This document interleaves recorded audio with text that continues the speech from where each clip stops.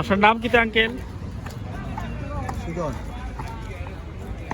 প্রতিদিনই কি জালমুড়ি বিক্রি করেন? হ্যাঁ, তো জালমুড়ি বেচতে কেমন লাগে আপনার কাছে? ভালো লাগে। ব্যবসা কেমন হয়? মোটামুটি কত টাকার মতো হয় ব্যবসা? 1500 আর পুঁজি কত টাকা থাকে? টাকা, 600-700। মানে 800-1000 টাকা আপনার ব্যবসা লাভ হয় না? কটার থেকে ওটা কিন্তু আসেন এখানে? এখানে আসছি 12টার থেকে। দিনের 12টার থেকে সকাল টাইমে আসেন না? তাহলে কিছু হয়। পাশাপাশি আর কি করুন? আর বাড়ি থেকে। কৃষি কাজ করুন? হ্যাঁ, বাড়ি কি হবিগঞ্জই?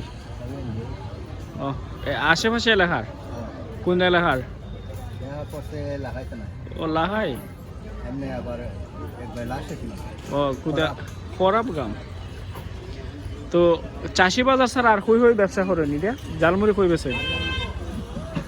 কাছে নিবা সব কলেজে বৃন্দাবনে। তো জালমুড়ির সাথে কি কি দেন আপনি? ডালমুড়ির সাথে চানাচুর, মুড়ি, তারপরে টমেটো, শসা, পেঁয়াজ, মরিচ। এগুলো দিয়ে ব্যবসা করেন? তো ভালোই ব্যবসা বাণিজ্য হয় না?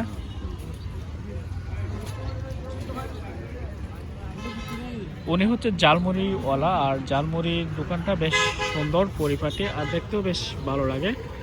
আর যারা বাজারে আসবেন অবশ্যই এমন মজাদার খাবার খেতে পারবেন। আর এই বাজারে বাংলাদেশের বিভিন্ন অঞ্চলে এমন জালমুড়ির দোকান দেখতে পাবেন।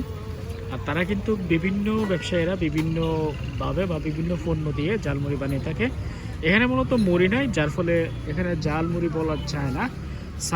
সানাসুর এবং পেঁয়াজ, সালাদ ইত্যাদি রয়েছে। এই খাবারগুলো খুব টেস্ট এবং মজাদার।